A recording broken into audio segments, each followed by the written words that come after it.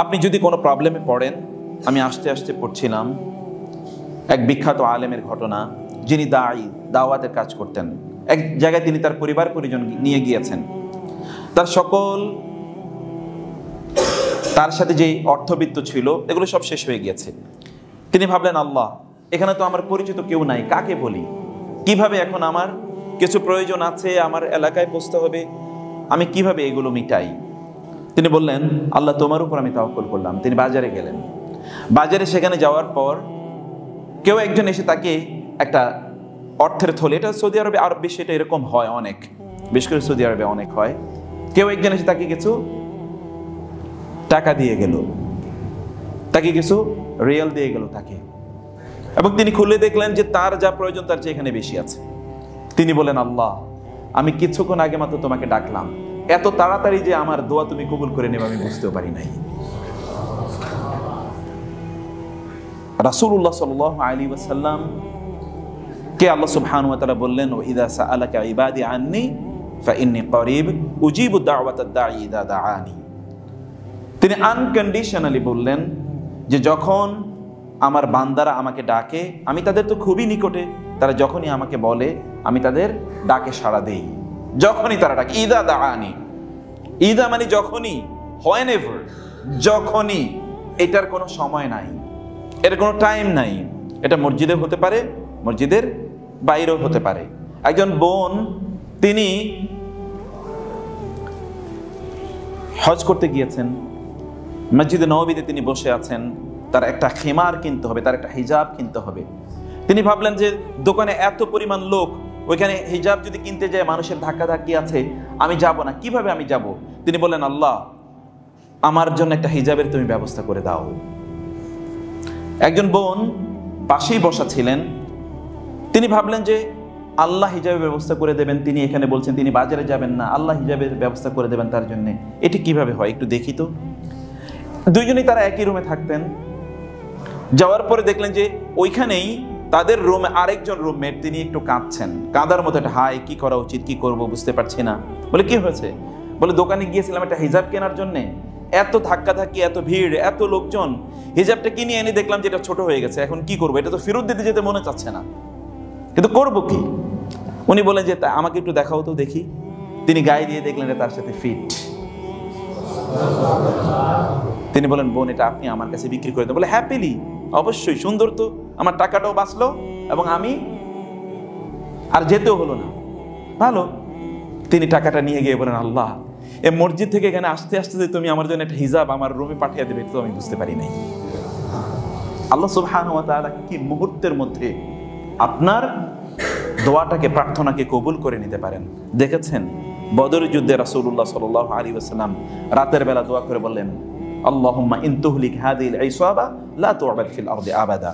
আল্লাহ, ছোট্ট একটা বাহিনী, আনট্রেন্ড আপ, এদের কোনো প্রশিক্ষণ নাই, এদের কোনো আর্মস উইপন্স, অনেক কিছু এদের কাছে নাই, দুর্বল, আর যুদ্ধ করতেও তো আসিনি আমরা তো এসেছি অন্য কারণে।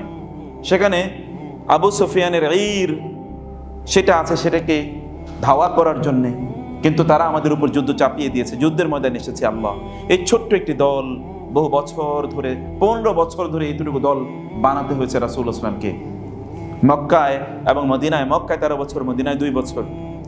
আল্লাহ, এই দল যদি আজকে এখানে পরাজিত হয় তাহলে জমিনে তোমার ইবাদত করার মতো আর লোক থাকবে না। রাসূলুল্লাহ সাল্লাল্লাহু আলাইহি ওয়াসাল্লাম এতটুকু বললেন। সকালবেলা যুদ্ধ শুরু হয়ে যায়। যুদ্ধ শুরু হওয়ার আগেই ওরা যুদ্ধের ময়দান থেকে পালানো শুরু করে। যুদ্ধ আর এরকম কিছু হয়নি, এমন বড় কোনো যুদ্ধ আর সংগঠিত হতে পারেনি, কারণ যুদ্ধের আগে একটা মল্ল যুদ্ধ হয়েছে, এখানে এরা পরাজিত, এরপরে এরা ছত্রভঙ্গ হয়ে যায়। তারপরে যুদ্ধের ময়দানে তারা টিকতেও পারেনি। দোয়া করেছে সকালে, দুপুরের আগে যুদ্ধ শেষ, এবং সামান্য একটা বাহিনী, যে বাহিনী যুদ্ধে বিজয়ী হওয়ার অবস্থা নাই, কেবলমাত্র তাদের আছে ঈমান এবং আল্লাহ সুবহানাহু উপর তাওয়াক্কুল, আল্লাহর কাছে দোয়া প্রার্থনা, এতটুকুর মাধ্যমে আল্লাহ সুবহানাহু তাদেরকে বিজয় দান করেছেন। আপনি যদি আল্লাহ সুবহানাহু তার কাছে চাইতে পারেন তাহলে আল্লাহ সুবহানাহু ওয়া তাআলা আপনাকে দেওয়ার জন্য রাজি। এমন একজন রব যিনি চাইলে খুশি হন, না চাইলে রাগ করেন। বুঝেননি? এমন একজন আছে এই পৃথিবীতে, কাউকে আপনি খুঁজে পাবেন যিনি চাইলে খুশি হয়, না চাইলে রাগ করে। এমনকি আপনার পিতা মাতাও না, চাইলে, বেশি চাইলে তারা রাগ করে, কিন্তু আল্লাহ সুবহানাহু ওয়া তাআলা এত মেহেরবান যে তার কাছে চাইলে তিনি রাগ করেন না, বরং তার কাছে চাইলে তিনি সন্তুষ্ট হন।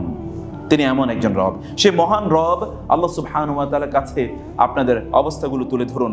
বিশেষ করে যুবকরা যেহেতু আয়োজন করেছেন, এবং এখানে সুবহানাল্লাহ, আমি এখানে আরও একবার এসেছি, আমার খুব ভালোবাসার একটা জায়গা দিয়াম। আমি বলেছিলাম সেই দিনও যে দিমা রাসূল সাল্লাল্লাহু আলাইহি ওয়াসাল্লামের মুখ থেকে উচ্চারিত একটা শব্দ, সেটা হচ্ছে রাসূলুল্লাহ সাল্লাল্লাহু আলাইহি ওয়াসাল্লামের আমলগুলো কেমন ছিল।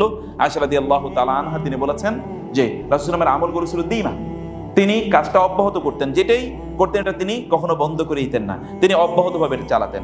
ইয়াং ম্যানদের এই আয়োজনে আমি আসতে পেরে আমাকে খুবই সৌভাগ্যবান আমি মনে করছি, কারণ আল্লাহ সুবহানাহু ওয়া তাআলার কাছে সবচেয়ে প্রিয় আমল কাদের? যুবকদের আমল। রাসূলুল্লাহ সাল্লাল্লাহু আলাইহি ওয়াসাল্লাম বলেছেন ওয়াশাবুন নাশা ফি ইবাদাতিল্লাহ, আল্লাহর কাছে সবচেয়ে যাদেরকে আল্লাহ সুবহানাহু ওয়া তাআলা কিয়ামতের দিন তার আরশের ছায়া আশ্রয় প্রদান করবেন, এরা কারা? এদের মধ্যে একদল আছে যারা যুবক, যারা ইবাদতের মধ্যে বড় হয়ে উঠেছে। এরা ইবাদতের মধ্যে বড় হয়ে উঠেছে, এরকম একদল যুবকের কথা রাসূলুল্লাহ সাল্লাল্লাহু আলাইহি ওয়াসাল্লাম আমাদেরকে জানিয়ে দিয়েছেন কোরআনে। আল্লাহ সুবহানাহু ওয়া তাআলা, তবে মনে রাখতে হবে যৌবন কেবলমাত্র বয়সের নাম নয়, যৌবন কেবলমাত্র বয়সের নাম নয়। আমি অনেক বৃদ্ধকে দেখেছি যারা যুবকের চেয়েও অনেক অনেক বেশি শক্তিশালী। কারণ কি জানেন? কোন একজন বৃদ্ধকে বলা হয়েছিল আপনি বার্ধক্যেও এত ইবাদত, এত কাজ করেন কিভাবে, এত ইবাদত করেন, আপনার কোনো ক্লান্তি নাই? তিনি বললেন যৌবনে আমার এই শরীরের অঙ্গ প্রত্যঙ্গগুলোকে আমি আল্লাহ সুবহানাহু ওয়া তাআলার অবাধ্যে একবারও ব্যবহার করিনি, এবং এই জন্য বার্ধক্যে এসে আমি আমার এই অঙ্গ প্রত্যঙ্গগুলোকে আল্লাহ সুবহানাহু ওয়া তাআলার রাস্তায় যেখানেই খাটাতে চাই, যেভাবেই খাটাতে চাই, এগুলো একটাও আমার সাথে বিট্রে করে না, আমি যা বলি এগুলো তাই শুনে। কারণ যৌবনে এগুলোকে আল্লাহর জন্য ব্যয় করেছি, এবার বার্ধক্যে এগুলো আমার কথা অনুসারে চলে, এগুলো আমাকে বিট্রে করে না, এগুলো আমি যেভাবেই আমি বলি সেভাবেই এগুলো আমার কাজ করে। যৌবন বার্ধক্য এটা বয়সের ইস্যু নয়, এটা অনেকটা হচ্ছে আপনার স্পিরিটের, আপনি কেমন করতে চান। রাসূলুল্লাহ সাল্লাল্লাহু আলাইহি ওয়াসাল্লাম তার যখন বার্ধক্য, তখনই তিনি দাঁড়িয়ে সালাত আদায় করতেন, তার তাওয়াররামাত কাদামাহু, তার পায়ের গোড়ালিগুলো এগুলো ফেটে যেত। আয়েশা রাদিয়াল্লাহু তাআলা আনহা বলতেন যে আপনি এত ইবাদত করতে হয়, আল্লাহ সুবহানাহু ওয়া তাআলা আপনার অতীতের এবং ভবিষ্যতের সকল গুনাহ মাফ করে দিয়েছেন, এত ইবাদত আপনার করা লাগে? রাসূলুল্লাহ সাল্লাল্লাহু আলাইহি ওয়াসাল্লাম বললেন আফালা আকুনু আবদান শাকুরা, আমি কি আল্লাহর কৃতজ্ঞ বান্দা হব না? যিনি আমার গুনাহ মাফ করে দিয়েছেন তার জন্য আমার ইবাদত তো আরো বেশি করা লাগে, আরো বেশি করা লাগে। রাসূলুল্লাহ সাল্লাল্লাহু আলাইহি ওয়াসাল্লামকে আল্লাহ তাআলা লক্ষ্য করে বললেন ফাইদা ফারাগতা ফানসাব ওয়া ইলা রাব্বিকা ফারগাব, তিনি তাকে লক্ষ্য করে বললেন ওয়ারাআইতান নাসা ইয়াদখুলুনা ফি দীনিল্লাহি আফওয়াজা ফাসাব্বিহ বিহামদি রাব্বিকা ওয়াস্তাগফির। যখন আপনার retirement, the people are entering into Islam in flocks, in groups, আপনার দায়িত্ব, আপনি দাওয়াত অলরেডি মানুষের কাছে পৌঁছে দিয়েছেন, এখন দলে দলে লোকেরা ইসলাম গ্রহণ করছে, তখন আপনার কাজ হচ্ছে ওয়াস্তাগফির, ফাসাব্বিহ বিহামদি রাব্বিকা ওয়াস্তাগফির, আপনি তাসবিহ পড়ুন এবং আল্লাহ সুবহানাহু ওয়া তাআলার কাছে ইস্তিগফার করুন। ইন্নাহু কানা তাওয়াবা ফাইযা ফারাগতা ফানসাব, আপনি যখন কাজ থেকে অবসর গ্রহণ করবেন তখন আপনি দাঁড়িয়ে যান মহান আল্লাহ সুবহানাহু ওয়া তাআলার সামনে, এবং ওয়া ইলা রাব্বিকা ফারগাব, আল্লাহ সুবহানাহু ওয়া তাআলাকে পাওয়ার জন্য আপনি আরো আগ্রহী হয়ে উঠুন, আরো আগ্রহী হয়ে উঠুন। যুবকরা, তাদের জন্য দুটো আদর্শের কথা, আমি তিনটি আদর্শ কোরআনে আছে, বহু আদর্শ আছে, আমি তিনটি আদর্শের কথা বলি। একটি আদর্শ আপনি একবার চিন্তা করে দেখুন, মুসা আলাইহিস সালাতু ওয়াস সালামের আদর্শের কথা, তিনি কি নেয়ামতের মধ্যে তিনি ছিলেন, একবার চিন্তা করে দেখেন তো। ফেরাউনের ব্যাপারে আল্লাহ সুবহানাহু ওয়া তাআলা বলেন কাম তারাকু মিন জান্নাতি ওয়া উয়ুন ওয়া যুরুই ওয়া মাকামিন কারীম ওয়া নি'মাতিন কানু ফিহা ফাকিহিন ফামা বাকাত আলাইহিমুস সামাউ ওয়াল আরদু ওয়া মা কানু মুনজারিন। চিন্তা করে দেখুন তো, ফেরাউনের ঘরে তিনি লালিত পালিত হচ্ছেন, বড় হয়ে উঠছেন। ফেরাউন মানে হচ্ছে কেবলমাত্র শাসকই না, সেই সময়ের সবচেয়ে বড় টাকা পয়সার মালিক, কারণ সে সম্রাট, সবকিছুর মালিক। ফেরাউনের ঘরে লালিত পালিত হচ্ছে প্রিন্স, কিন্তু সেই প্রিন্সের কি এমন দায় ঠেকলো যে তিনি সেই ফেরাউনের ধর্মাদর্শের বিরুদ্ধে তাকে যেতে হলো। সে তো আপনাদের মতো যে যুবকরা আজকে যারা রাস্তাঘাটে তারা বিশ্ব বেহায়াপনা অথবা জেনা ফেস্টিভ্যাল যারা করছেন, যে সকল যুবকরা অথবা যুবতীরা করছে, এই সকল যুবকদের চেয়ে তো মুসা আলাইহিস সালাতু ওয়াস সালাম হাজার গুণ বেশি তিনি লাক্সারি এন্ড কমফোর্টে ছিলেন। তার তো সেখানে কোনো কিছুর অভাব ছিল না, কিন্তু তার ছিল আল্লাহ সুবহানাহু ওয়া তাআলার কাছ থেকে পাওয়া একটা দায়িত্ব, ওয়াসতানাতুকা লিনাফসি। আল্লাহ সুবহানাহু ওয়া তাআলা তাকে লক্ষ্য করে বলেছিলেন ওয়াস্তানাতুকা লিনাফসি মুসা, আমি তোমাকে আমার নিজের জন্য তৈরি করে নিয়েছি। ওয়ালি তুসনা আলা আইনি, so that you are brought up in my front, in the front of my eyes, যেন তুমি আমার চোখের সামনে যেন বড় হয়ে উঠতে পারো, কারণ আমি তোমাকে দিয়ে একটা বিগ মিশন, একটা বড় মিশন আমি তোমাকে দিয়ে বাস্তবায়ন করবো। একটা বড় মিশন আছে। এই মিশনগুলো আপনাদের আজকের যুবকদের কথা বলছি। What is the mission of your life? আপনার জীবনের মিশন কি? আপনার জীবনের মিশন কি? মুসা আলাইহিস সালাতু ওয়াস সালাম মিশনটা দেখেন। মুসা আলাইহিস সালাতু ওয়াস সালাম কি করেছেন? মুসা আলাইহিস সালাতু ওয়াস সালাম এমন একজন যুবক, যে যুবকের হাতে তৎকালীন সবচেয়ে বড় প্রভাবশালী এবং এই পৃথিবীতে বোধ করি একজন মাত্র ব্যক্তি যার কথা কোরআনে আল্লাহ সুবহানাহু বলেছেন যে নিজকে সে গড হিসেবে দাবি করেছে। ওয়া আনা রাব্বুকুমুল আ'লা, আমি তোমাদের সবচেয়ে বড় রব, আমি ছাড়া আবার তোমাদেরকে রব আছে। সেই ব্যক্তির তার সালতানাতকে, তার সাম্রাজ্যকে কিভাবে তছনছ করে দিয়ে সেখানে দেখেন তার উপরে আল্লাহ সুবহানাহু ওয়া তাআলা তাওহীদের ভিত্তি কিভাবে স্থাপন করেছেন। একবার দেখেন, একজন যুবক যদি দাঁড়িয়ে যায় তাহলে কিভাবে সমাজ পরিবর্তন হয়ে যায়। একজন যুবক যদি দাঁড়িয়ে যায় সমাজ কিভাবে পরিবর্তন হয়। দেখেন ইউসুফ আলাইহিস সালাতু ওয়াস সালাম একজন যুবক, দাওয়াত কোথায় দিয়েছেন পর্যন্ত? তিনি দাওয়াত দিয়েছেন তার জেলখানায়, জেলখানায়ও তিনি দাওয়াত দিয়েছেন। ইয়া সাহিবাই সিজনি আরবাবু মুতাফাররিকুনা খায়র আমিল্লাহুল ওয়াহিদুল কাহ্হার, হে আমার কারা সাথী, দুই ভাই, দুই বন্ধু, আরবাবু মুতাফাররিকুনা খায়র, তোমরা যে বিচ্ছিন্ন গডদের উপাসনা করছো এরা উত্তম, আমিল্লাহুল ওয়াহিদুল কাহ্হার, নাকি মহান রব যিনি একক এবং যিনি মহাশক্তিশালী, সে রব উত্তম। তোমরা কার কাছে চাচ্ছ? কাকে তোমরা বলছো? কার কাছে তোমরা প্রার্থনা করছো? তোমাদের ফরিয়াদগুলো কার কাছে তোমরা তুলে ধরছো? আল্লাহ সুবহানাহু ওয়া তাআলা তাকে কি মহত্ব, কি মর্যাদা প্রদান করেছেন একবার দেখুন। আল্লাহ সুবহানাহু ওয়া তাআলা মর্যাদা তাকে কি প্রদান করেছেন। অথবা আরেক দল যুবকের কথা একবার চিন্তা করে দেখুন। তারা তৎকালীন, আমি আপনাদেরকে মনোযোগ দিয়ে শোনার কথা বলছি, ইন্নাহুম, আল্লাহ সুবহানাহু ওয়া তাআলা আসহাবুল কাহফের একদল যুবকের কথা আল্লাহ সুবহানাহু ওয়া তাআলা কি বললেন? ইন্নাহুম ফিতয়াতুন নাহনু নাকুসু আলাইকা আহসানাল কাসাস। আল্লাহ সুবহানাহু ওয়া তাআলা ইউসুফ আলাইহিস সালাতু ওয়াস সালামের কথা বলতে গিয়ে বলেন আহসানুল কাসাস। আল্লাহ সুবহানাহু ওয়া তাআলা অন্যদিকে আসহাবুল কাহফের কথা বলতে গিয়ে তিনি বলেছেন ইন্নাহুম ফিতয়াতুন আমানু বিরাব্বিহিম, এরা ছিল একদল যুবক যারা তাদের রবের প্রতি তারা ঈমান এনেছে। এবং যারা এই যুবকদের কথা বলছেন, এই যুবকরা কিন্তু আমাদের মতো এরকম সাধারণ যুবক ছিল না, তারা কিন্তু ওইখানকার যে মিনিস্টার ছিল, মিনিস্টারদের সন্তান ছিল। কারণ এমনিতে আপনি সমাজে একটা বিপ্লব সাধন করতে পারেন না, you need background, you need backing, you need support, you need post and position. আপনার সমাজে এরকম একটা স্ট্যাটাস থাকা লাগে কাজ করার জন্য, আপনার এরকম একটা স্ট্যাটাস থাকা লাগে যে মানুষ আপনার কথা শুনবে। তারা সেখান থেকে তারা দাঁড়িয়ে গেল তাদের সমাজের বিরুদ্ধে, কারণ সমাজে অশ্লীলতা চলছে। কয়জন যুবক? আল্লাহ সুবহানাহু ওয়া তাআলা বললেন যে এরা বলছে যে তারা তিনজন, চতুর্থ জন কি? সারিসুহুম কালবুহুম ওয়া ইয়াকুলুনা খামসাতুম ওয়া সাদিসুহুম কালবুহুম ওয়া ইয়াকুলুনা সাবআতুম ওয়া সামিনুহুম কালবুহুম। আল্লাহ তাআলা ওয়া সামিনুহুম কালবুহুম বলে এখানে থেমেছেন, কিন্তু এর আগে বলেছেন রাজমান বিল গায়ব, তার মানে হতে পারে তাদের সংখ্যা ছিল 7। যেহেতু এরপরে আল্লাহ তাআলা কোনো মন্তব্য করেননি, সেজন্য আল্লাহ সুবহানাহু ওয়া তাআলার ওইখানে গিয়ে তিনি থেমেছেন। মনে হয় যে তাদের সংখ্যা 7, যাই হোক না তাদের সংখ্যা, আল্লাহ সুবহানাহু ওয়া তাআলা কেবল তাদের সংখ্যা জানেন, আর কেউ তাদের সংখ্যা জানেন না। আল্লাহ সুবহানাহু ওয়া তাআলা তিনি বলেছেন আল্লাহ জানেন বিইদ্দাতিহি মা ইয়ালামু ইল্লা কলিল ফামা তুমারি ফীহিম ইল্লা মিরাআন যাহিরা ওয়া লা তাস্তাফতি ফীহিম মিনহুম আহাদা। এরা একদল যুবক, একদল যুবক কি করেছে? সমাজে যা কিছু চলছিল, তাওহীদ বিরোধী কাজ চলছিল, আল্লাহ সুবহানাহু ওয়া তাআলার একত্বের বিরোধিতা চলছিল, মূর্তি পূজা চলছিল, অথবা অন্য কোনো কিছুর উপাসনা চলছিল, তারা এগুলোর বিরোধিতা করেছে। তারা দাঁড়িয়ে গিয়েছে, সমাজের লোকেরা তাদেরকে হত্যা করার পরিকল্পনা করেছে। তারা সেখান থেকে আল্লাহ সুবহানাহু ওয়া তাআলার পরামর্শ চান যে আল্লাহ আমাদের করণীয় কি। আল্লাহ সুবহানাহু বলেন ফাআউইলাল কাহফি ইয়ানশুর লাকুম রাব্বুকুম মির রাহমাতি ওয়া ইউহাইয়্যি লাকুম মিন আমরিকুম মিরফাকা। ওকে, ঠিক আছে, ওই যে পাহাড় আছে সেই পাহাড়ে গিয়ে আশ্রয় নাও, আল্লাহ সুবহানাহু ওয়া তাআলা তার রহম দিয়ে তোমাদেরকে বেষ্টন করে রাখবেন, পরিব্যাপ্ত করে রাখবেন। এবং তারা সেখানে যায়, সেখানে গিয়ে সেখানে তারা কতদিন থাকে এটা তো আপনাদের জানা আছে, কারণ আল্লাহ সুবহানাহু ওয়া তাআলা বলেছেন যে সেখানে তারা সালাসামিয়াতিন সিনিনা ওয়াজদাদু তিসআ 309 ইয়ার্স 309 বছর তারা সেখানে ঘুমিয়ে কাটিয়ে দেয়।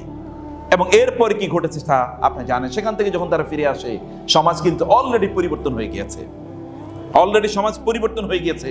যুবকরা যদি কোনো ইনিশিয়েটিভ নেয়, they can become very much constructive and very much destructive. এখানে আপনি দেখতে পাচ্ছেন বেড়াইদের এখানকার কয়েকজন যুবক তারা যে কাজ করেছে আলহামদুলিল্লাহ, এখানে কি বিশাল কাজ, সুবহানাল্লাহ। এবং এটার বারাকা দেখেন, এটার বারাকা দেখেন। এর আগে এসেছি যত লোক, এখন তার চেয়ে অনেক অনেক বেশি, সুবহানাল্লাহ। এবং আয়োজন অনেক অনেক বড়, এবং এর মধ্যে তারা বিভিন্ন জ্ঞান ভিত্তিক কিছু আয়োজনও তারা করেছে, প্রতিযোগিতা করেছে আর অন্যান্য কিছু, এগুলো আমরা দেখতে পাচ্ছি জ্ঞান বিতরণের জন্য। সেজন্য আমি বলছি যুবকরা আজকে যে পরিমাণ অশ্লীলতায় এবং বেহায়াপনায়, একদিকে একদল যুবক অশ্লীলতা এবং বেহায়াপনায় নিমজ্জিত হয়ে যাচ্ছে, অন্য আরেক দল যুবক তারা আল্লাহ সুবহানাহু ওয়া তাআলার দ্বীনকে এই পৃথিবীতে বিজয়ী করার জন্য তারা প্রতি মুহূর্তে চিন্তায় নিমজ্জিত হয়ে আছে। এবং আল্লাহ সুবহানাহু ওয়া তাআলা এই সকল যুবকদের এই কর্মকাণ্ডের বারাকায় আল্লাহ সুবহানাহু ওয়া তাআলা এই জমিনে তার দ্বীনকে ইনশাআল্লাহ আবারও সবচেয়ে বিজয়ী শক্তি হিসেবে আবারও ইনশাআল্লাহ প্রতিষ্ঠা করবেন ইনশাআল্লাহ। এবং আল্লাহ সুবহানাহু ওয়া তাআলা এখানকার যুবকদেরকে তাদের অংশ হওয়ার তৌফিক দান করুন, আল্লাহুম্মা আমিন। সম্মানিত ভাইরা, প্রিয় বোনেরা, যুবকদের সবচেয়ে বড় প্রবলেম কি জানেন? সবচেয়ে বড় প্রবলেম হচ্ছে তাদের পারপাস অফ লাইফ একেবারেই নাই। এখানেও যারা যুবকরা আছো, আমি তোমাদেরকে বলছি, আপনাদেরকে বলছি, আপনি নিজকে আপনি প্রশ্ন করুন, জিজ্ঞেস করুন যে আপনার জীবনের লক্ষ্য কি, আপনার জীবনের উদ্দেশ্য কি, আপনি কেন বেঁচে আছেন, আপনি কেন কাজ করছেন। যেমনি ওমর রাদিয়াল্লাহু তাআলা আনহু, আরেক যুবকের গল্প বলছি। ওমর রাদিয়াল্লাহু তাআলা আনহু তিনি কোনো কাজ করলে সে কাজ করার আগে তার নিজকে জিজ্ঞেস করতেন, ওমর কেন তুমি এই কাজটি করছো, ওমর এই কাজটি কেন তুমি করছো। আপনি যেই কাজই করেন না কেন আপনার নিজকে আপনি জিজ্ঞেস করুন। আপনি যখন ঘুমাতে যান তখন আপনার নিজকে আপনি একবার জিজ্ঞেস করে দেখুন যে কেন তুমি ঘুমাতে যাচ্ছ, কেন আমি ঘুমাচ্ছি এখন। আপনার চিন্তাটা করুন। আপনি যখন ঘুম থেকে উঠেন তখন আপনি চিন্তা করুন, কেন আমি ঘুম থেকে উঠলাম, আমার কাজ কি, আমি কি উদ্দেশ্যে জমিনে বিচরণ করছি, আমার বেঁচে থাকার কারণ কি, আমার লক্ষ্য কি। What will happen to me after my death? Should I be remembered by the people, by the posterity? আমি আমার এই যে যৌবন, এই যে শক্তি, এই শক্তি দিয়ে আমি কি করছি আসলে। এই শক্তি তো চিরস্থায়ী হবে না, তাইলে আমি এটাকে কোন কাজে লাগাচ্ছি। রাসূলুল্লাহ সাল্লাল্লাহু আলাইহি ওয়াসাল্লাম তো বলেছেন মানুষের জন্য সবচেয়ে বড় নেয়ামত হচ্ছে সময়। নেয়ামাতানি মাগবুনুন ফীহিমা কাসীরুম মিনান নাস, দুটো নেয়ামত, যেই নেয়ামতের ক্ষেত্রে মানুষ সবচেয়ে বেশি উদাসীন। তোমাদের একটা নেয়ামত হচ্ছে তার অবসর সময়।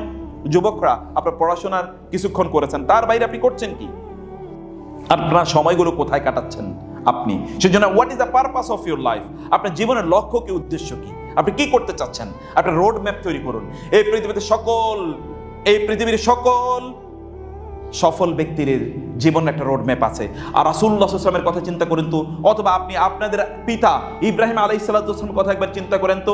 ওই যুবক যিনি রাতের অন্ধকারে আকাশের তারকার দিকে তাকিয়ে তিনি বলছিলেন, হাদা রব্বি, ইনি হচ্ছেন আমার রব। কারণ তার মধ্যে একটা টেনশন কাজ করেছে। সমাজ নিয়ে তিনি ভেবেছেন যে এটা কি সমাজ, যে সমাজে মূর্তি পূজা হয় অথবা যে সমাজে অগ্নি পূজা হয়, এটা কি সমাজ। সেই সমাজকে নিয়ে তিনি ভেবেছেন। সমাজের বিরুদ্ধে তিনি দাঁড়িয়েছেন। যে সমাজে অশ্লীলতা আছে, সেই অশ্লীলতাকে তিনি সেলিব্রেট করেননি অথবা তাকে তিনি অ্যাকসেপ্ট করেননি, তিনি সেখানে রেজিস্ট্যান্স তৈরি করেছেন। সেখানে তিনি রেজিস্ট্যান্স তৈরি করেছেন, প্রতিরোধ তৈরি করেছেন। এবং এই প্রতিরোধের ধাক্কায় আপনি দেখেন গোটা সমাজ কিভাবে চূর্ণ বিচূর্ণ হয়ে যায়।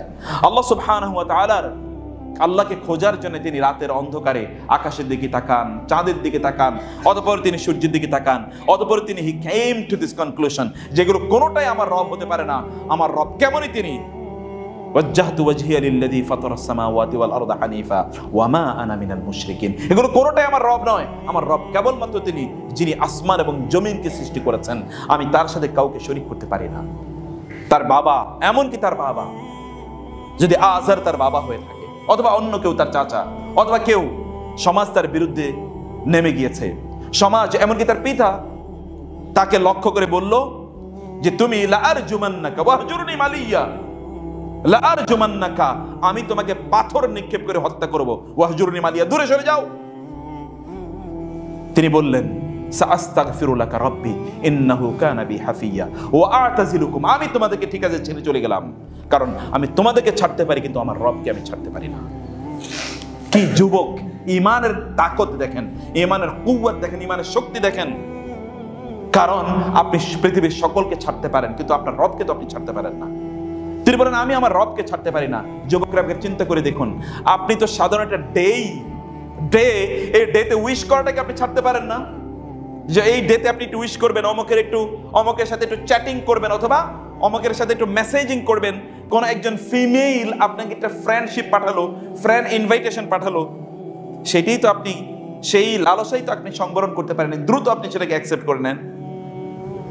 তার সাথে একটু গল্প করার জন্য আপনার মনটা সবসময় উসখুস করে, আপনি কি করছেন? অথচ দেখুন ইব্রাহিম আলাইহিস সালাতু ওয়াস সালামের কথা চিন্তা করুন। ইব্রাহিম আলাইহিস সালাতু ওয়াস সালাম বলেন সব পরিত্যাগ করলাম। ইব্রাহিম আলাইহিস সালাতু ওয়াস সালাম কিন্তু মন্ত্রীর ছেলে, মনে রাখতে হবে। তার বাবা তখনকার রিলিজিয়াস মিনিস্টার, তার বাবা সেখানকার রিলিজিয়াস মিনিস্টার, মন্ত্রীর ছেলে, এমনি সাধারণ ছেলে নাকি? কি মনে হয় আপনাদের? তিনি তাদেরকে প্রত্যাখ্যান করলেন, তাদেরকে ছেড়ে তিনি চলে গেলেন। আল্লাহ সুবহানাহু ওয়া তাআলা ইব্রাহিম আলাইহিস সালাতু ওয়াস সালামের এই আচরণে আল্লাহ সুবহানাহু ওয়া তাআলা এতটা সন্তুষ্ট হলেন। আল্লাহ সুবহানাহু ওয়া তাআলা ইব্রাহিম আলাইহিস সালাতু ওয়াস সালামকে লক্ষ্য করে বললেন যে ইব্রাহিম, তুমি যদি তোমার বাবাকে ছেড়ে দিয়েছো, তাহলে আমি তোমাকে তার বিনিময়ে বাবা প্রদান করলাম। তার বিনিময়ে আমি তোমাকে বাবা প্রদান করলাম। সেই বাবা কি? ইসহাক ওয়া ইয়াকুব ওয়া জাআলনা, যে ইসহাক ওয়া ইয়াকুবকে আমি প্রদান করলাম এবং এগুলোকে তার জন্য নবী বানালাম, এদের দুজনকে। এবং এমনই নবী বানিয়েছে যে ইসহাক আলাইহিস সালাতু ওয়াস সালাম এবং ইয়াকুব আলাইহিস সালাতু ওয়াস সালাম, ইসহাকের ছেলে ইয়াকুব, যার মাধ্যমে পরবর্তীতে বনি ইসরাইলের যত নবী এসেছে সকল নবী কিন্তু এই বংশধারায় এসেছে। আর অন্যদিকে আরেক ছেলে ইসমাঈল আলাইহিস সালাতু ওয়াস সালাম, তার বংশধারায় সর্বশেষ নবীর আগমন ঘটেছে মুহাম্মদুর রাসূলুল্লাহ সাল্লাল্লাহু আলাইহি ওয়াসাল্লাম। ووهبنا له إسحاق ويعقوب وكلا جعلنا نبيا ووهبنا لهم من رحمتنا وجعلنا لهم لسان صدق عليا। এমন কি যেহেতু ইব্রাহিম তিনি আমার কথাকে, আমার স্মরণকে তিনি উচ্চকিত করার জন্য তিনি চেষ্টা করেছেন, তিনি যুদ্ধ করেছেন। এই জন্য ইব্রাহিমের নামকে আমি গোটা পৃথিবীর মানুষের মুখে ছড়িয়ে দিলাম। লিসান সিদকিন আলিয়া। আল্লাহ সুবহানাহু ওয়া তাআলা তার জন্য ইব্রাহিম আলাইহিস সালাতু ওয়াস সালাম করেছেন। আরেক যুবকের কথা চিন্তা করুন, when he was only 25 he married, তার বয়স 25, তিনি বিয়ে করেছেন। বিয়ে করার পর তিনি সমাজের উন্নয়নে তার নিজকে তিনি ব্রত করে দিলেন, কারণ এখন তার সম্পদের অভাব নাই। তার স্ত্রী বললেন, তোমার সব সম্পদ, আমার সকল সম্পদ, এগুলো সব আপনার, আপনি আপনার মতো করে এগুলো ম্যানেজ করুন। তিনি চিন্তা করলেন সমাজের প্রতি তার দায়, সমাজকে তিনি ভাবছেন, কারণ এই সমাজে তিনি বড় হয়ে উঠেছেন, এই সমাজের আলো বাতাস তিনি গ্রহণ করেছেন। কিন্তু এই সমাজের লোকের এগুলো কি করে? এই সকল মূর্তি পূজা কেন তারা করে? তারা আল্লাহ সুবহানাহু ওয়া তাআলার, তাহলে কে এগুলোই পূজায় ঠিক, তাহলে কার ইবাদত করা দরকার? সে ইবাদতের, যাকে ইবাদত করতে হয় তাকে খোঁজার জন্য তিনি পাহাড়ের গুহায় গিয়ে তিনি গিয়ে সেখানে ভাবতে লাগলেন। নির্জনে গিয়ে ভাবতে থাকতে হয়, নির্জনে গিয়ে তিনি ভাবতে লাগলেন। একাধারে তিনি সেখানে ভাবতেছেন, কখনো দীর্ঘদিন, কখনো 1-2 দিন, 2 দিন, কখনো 10 দিন, 1 মাস, সেখানে তিনি ভাবছেন। কোন এক রাতে আল্লাহ সুবহানাহু ওয়া তাআলার পক্ষ থেকে তার কাছে আসলো যে যাও, আমার এই বন্ধুর কাছে আমার পক্ষ থেকে মেসেজ নিয়ে যাও, ইকরা বিসমি রাব্বিকাল্লাযী খালাক, খালাকাল ইনসানা মিন আলাক, ইকরা ওয়া রাব্বুকাল আকরাম আল্লাযী আল্লামা বিল কলম, আল্লামাল ইনসানা মা লাম ইয়ালাম। চিন্তা করে দেখুন তো যুবকের অবস্থা। তিনি ভাবছেন, সমাজ নিয়ে তিনি ভাবছেন, এবং আল্লাহ সুবহানাহু ওয়া তাআলা তাকে কি রিওয়ার্ড প্রদান করেছেন? আল্লাহ সুবহানাহু ওয়া তাআলা তাকে কি রিওয়ার্ড প্রদান করেছেন? যুবকরা যারা শুনছেন, আপনার what is the purpose of your life? Look at your forefathers. আপনার পূর্বপুরুষদের দিকে তাকান, দেখুন তারা তাদের সময়টাকে কিভাবে কাটিয়েছে, এবং তারা জগৎ বিখ্যাত কি আর এমনি হয়েছে? আপনার দৃষ্টিতে কি আছে? আপনার পারপাস কি? আপনার লাইফ কোথায় আপনি পরিচালনা করতে চান? আপনি আপনার জীবনে কি হতে চান? আপনি যদি আপনার নিজকে আল্লাহ সুবহানাহু ওয়া তাআলার জন্য সুপর্দ করে দেন, তাহলে আল্লাহ সুবহানাহু ওয়া তাআলা আপনি যা চান আল্লাহ সুবহানাহু ওয়া তাআলা আপনাকে তাই প্রদান করবেন। আপনি দেখেন না, রাসূলুল্লাহ সাল্লাল্লাহু আলাইহি ওয়াসাল্লাম বলেছেন হাদিসে কুদসিতে এসে, যে আল্লাহ সুবহানাহু ওয়া তাআলা বলেন, আমার বান্দা আমাকে স্মরণ করে তখন আমি তাকে স্মরণ করি, যখন সে আমার দিকে হেঁটে আসে আমি তার দিকে দৌড়ে যাই, যখন সে আমার বন্ধুতে পরিণত হয় তখন আমি তার হাত পা ইত্যাদি হয়ে যাই। আল্লাহ সুবহানাহু ওয়া তাআলা কি এগুলো বলেননি? তার মানে হচ্ছে আল্লাহ সুবহানাহু ওয়া তাআলা এর জন্য যদি আপনি আপনার নিজকে ওয়াকফ করে দিতে পারেন, যে আমি আল্লাহর জন্য আমার নিজকে ওয়াকফ করে দিলাম, তাহলে আল্লাহ সুবহানাহু ওয়া তাআলা আপনার সকল দায়িত্ব গ্রহণ করবেন, যেমনি ভাবে আল্লাহ সুবহানাহু ওয়া তাআলা অন্যদের দায়িত্ব গ্রহণ করেছেন। ইউসুফ আলাইহিস সালাতু ওয়াস সালামের কথা একবার চিন্তা করুন। যুবকদের দ্বিতীয় যে প্রবলেম, সেই প্রবলেমটি হচ্ছে যুবকরা আজ কেবলমাত্র আনন্দ ফুর্তিতে ব্যস্ত। যেমন আজকে যা ঘটছে, এটা একটা অশ্লীলতা, কিন্তু এই অশ্লীলতার প্রতি যুবকদের যে পরিমাণ তাদের এখানে রেসপন্স, এবং এই কেন্দ্রিক তাদের যে আয়োজন, আপনি গোটা পৃথিবীতে এই কেন্দ্রিক যে পরিমাণ অশ্লীলতা ছড়িয়ে পড়ে, এই কেন্দ্রিক এই দিবসকে কেন্দ্র করে যে পরিমাণ অপরাধ লোকেরা করে, গোটা বছরে তারা এত অপরাধ করে না। এবং এই দিনের অপরাধকে কেন্দ্র করে পরবর্তীতে অক্টোবর অথবা সেপ্টেম্বর মাসে যেই পরিমাণ গর্ভপাত এই গোটা পৃথিবীতে হয়, তা অন্য কোনো মাসের লেশ মাত্র হয় না। কারণ এই দিনে তারা ভয়ঙ্কর অপরাধে তারা লিপ্ত হয়ে যায় এবং গোটা পৃথিবী জুড়ে অপরাধে লোকেরা লিপ্ত হয়ে যাচ্ছে। এবং যুবকরা এই জায়গায় সবার চেয়ে এগিয়ে, তারা এই কাজগুলো তারা করছে কারণ এই দিনকে তারা একটা অপরচুনিটি হিসেবে তারা গ্রহণ করছে। অথচ দেখুন ইউসুফ আলাইহিস সালাম কথা একবার চিন্তা করে দেখুন তো, ইউসুফ আলাইহিস সালাম তিনি বড় হয়ে উঠছেন কোথায়? ইমরাতুল আজিজ গভর্নরের বাড়িতে তিনি বড় হয়ে উঠছেন। মিশরের গভর্নর, তিনি সম্রাট আছে আলাদা, কিন্তু মিশরের গভর্নরের বাড়িতে তিনি বড় হয়ে উঠছেন। গভর্নরের স্ত্রী সবচেয়ে সুন্দরী নারী। ইউসুফ আলাইহিস সালাম টকবগে যুবক, তাকে লক্ষ্য করবেন, হাই তালাক, কাম টু মি, হাই তালাক। এবং আল্লাহ সুবহানাহু ওয়া তাআলা কোরআনে অসাধারণভাবে এটা চিত্রায়ন করলেন। সূরা ইউসুফ প্রত্যেকের যুবকের পড়া দরকার, প্রত্যেক যুবকের, এমনকি আপনাদেরও পড়া দরকার। যদি আপনাদের কোনো পেরেশানি থাকে সূরা ইউসুফ পড়ে দেখেন আল্লাহ সুবহানাহু ওয়া তাআলা কিভাবে পেরেশানিটা দূর করে দেন। ইউসুফ আলাইহিস সালাম ব্যাপারে আল্লাহ সুবহানাহু ওয়া তাআলা বললেন, ওয়াগাল্লাকাতিল আবওয়াবা ওয়া ক্বালাত হাই তালাক। এই নারী যতগুলো দরজা ছিল, আল আবওয়াবা নট বাবা, দরজা একটি মাত্র দরজা না, ওয়াগাল্লাকাত, গাল্লাকাত এটা বাবুত তাফঈল, বাবুত তাফঈলের মধ্যে একটা কাসরাত এবং শিদ্দাত আছে। ওয়াগাল্লাকাত সিলগালা করে দিয়েছে, ভালো করে বন্ধ করে দিয়েছে। আল আবওয়াবা দরজাগুলো একটা নয়, অনেকগুলো দরজা তার, কারণ তিনি তো প্রিন্স, তিনি তো কুইন, তিনি তো রানী অথবা তিনি সম্রাজ্ঞী, অতএব তার সেখানে যাওয়ার জন্য একটা দরজা নয়, অনেকগুলো দরজা অতিক্রম করে তার কাছে যেতে হয়। এই সবগুলো দরজা বন্ধ করে তিনি এবার ইউসুফকে বলেন, come to me, come to me. ক্বালা মাআযাল্লাহ, তিনি বলেন মাআযাল্লাহ, নট আউযু বিল্লাহ। এটা আপনাকে বুঝতে হবে যে আউযু বিল্লাহ এবং মাআযাল্লাহর মধ্যে পার্থক্য কি। আউযু বিল্লাহ হলো জুমলা ফাইলিয়া, আর মাআযাল্লাহ হলো জুমলা ইসমিয়া। জুমলা ইসমিয়ার মধ্যে অনেক শক্তি আছে। আমি আল্লাহর কাছেই কেবল আশ্রয় চাই, আল্লাহর কাছেই কেবল আশ্রয়। এই আশ্রয় প্রত্যেকের জন্য আল্লাহর কাছে। তিনি বলেন মাআযাল্লাহ ইন্নাহু রাব্বি আহসানা মাসওয়ায়া। মাআযাল্লাহ, আল্লাহর তিনি আশ্রয়, আল্লাহর কাছে তিনি আশ্রয় প্রার্থনা করলেন। আল্লাহর কাছে আশ্রয় প্রার্থনা করে তিনি দৌড় দিতে লাগলেন কোন দিকে? দরজার দিকে। দরজাগুলো সব বন্ধ, এটা তিনি জানেন না? জানেন কিনা? কি মনে হয় আপনাদের? দরজাগুলো বন্ধ এটা তিনি জানেন না? তিনি জানেন, কিন্তু দরজার দিকে তিনি দৌড় দিলেন। কিন্তু দৌড় দিয়েছেন কার উপর ভিত্তি করে? কার উপর আশ্রয়? কার আশ্রয়ে? মহান আল্লাহ সুবহানাহু ওয়া তাআলা। দরজাগুলো কে খুলে দিল তার জন্য? দরজাগুলো তার জন্য কে খুলুক? তার সব দরজা খুলে যায়, সব দরজা থেকে তিনি বের হয়ে যান, সব উন্মুক্ত। তাকে পেছন থেকে টানা হয়, পেছন থেকে তাকে টানা হলো, তার জামা ধরে পেছন থেকে টানা হলো। ওইখানে তারা যখন দরজায় গেল, তখনই ওই যে ইমরাতুল আজিজ, আজিজ সেখানে উপস্থিত। আজিজকে লক্ষ্য করে আজিজের স্ত্রী বললেন যে যেই ব্যক্তি আপনার পরিবারের সাথে অন্যায় আচরণ করছে তার কি হওয়া উচিত? ইল্লা আইয়ুসজানা, তাকে হয় কারাবন্দী করতে হবে, অথবা লাহু আযাবুন আলীম, অথবা তাকে যন্ত্রণাদায়ক শাস্তি প্রদান করতে হবে। ইউসুফ আলাইহিস সালাম দেখলেন this is the issue of chastity, এটা ক্যারেক্টার, এটা নৈতিকতার ইস্যু, এটা আখলাকের ইস্যু, অথবা এখানে চুপ থাকা যায় না, এখানে চুপ থাকা যায় না। তিনি তখন কথা বলে উঠলেন যে না, সেই বাল রাওয়াদাতনি আন নাফসি, বরং এই নারী আমাকে উস্কানি দিয়েছিল। ওয়া শাহিদা শাহিদুম মিন আহলিহা, ওয়া শাহিদা শাহিদুন, একজন সাক্ষী সেখানে দাঁড়িয়ে বলল যে ইন কানা কামিসুহু কুদ্দা মিন দুবুরিন ফাকাযাবাত ওয়া হুয়া মিনাস সাদিকিন ওয়া ইন কানা কামিসুহু কুদ্দা মিন কুবুলিন ফাসাদাকাত ওয়া হুয়া মিনাল কাযিবিন ওয়া ইন কানা কামিসুহু কুদ্দা মিন দুবুরিন ফাকাযাবাত ওয়া হুয়া মিনাস সাদিকিন। একজন ওয়া শাহিদা শাহিদুন, আপনি তাফসীর ইবনে কাসির খুলে দেখেন যে এখানে ওয়া শাহিদা শাহিদুম মিন আহলিহা, সেখানে এই জায়গায় এদের পরিবারের একজন সাক্ষী। সেই সাক্ষীকে, সেই সাক্ষী হচ্ছে সদ্য ভূমিষ্ঠ একজন সন্তান, যে সন্তান কোনোদিন কথা বলে না, এখনো কথা বলা তো শিখে না, মাত্র ভূমিষ্ঠ শিশু। শিশু তার পক্ষে কথা বলে উঠলো ইন কানা কামিসুহু কুদ্দা মিন দুবুরিন। যখন চেস্টিটির প্রশ্ন আসে যুবক অথবা যুবতীদের, আল্লাহ সুবহানাহু ওয়া তাআলা তখন শিশুদের মুখে কথা বলিয়ে দিয়েছেন। এরকম ঘটনা একটাই নয়, এরকম কমপক্ষে তিনটি ঘটনা আছে। একটি ঘটনা আপনারা জানেন না, জুরাইজ আল আবেদ, বুখারীর হাদিস। জুরাইজ আল আবেদের বিরুদ্ধে যখন এক প্রস্টিটিউট যখন এই অভিযোগ এনেছিল যে আমার যে সন্তানটি ভূমিষ্ঠ হয়েছে, এই যে ভূমিষ্ঠ কোলে করে নিয়ে এসছে সন্তানকে, এই ভূমিষ্ঠ যে সন্তান, এই সন্তানটি এই জুরাইজ আবেদ, তিনি তো কেবল ইবাদতই করেন, এটা ঘটেছে তার মায়ের বদদুয়া। সেটা ডিফারেন্ট ইস্যু, আপনার পুরো ঘটনাটা জানেন। জুরাইজ বলল আমার পক্ষে এই শিশু সাক্ষী দেবে, এবং সত্যি ওই শিশু সাক্ষী দিয়ে উঠেছে।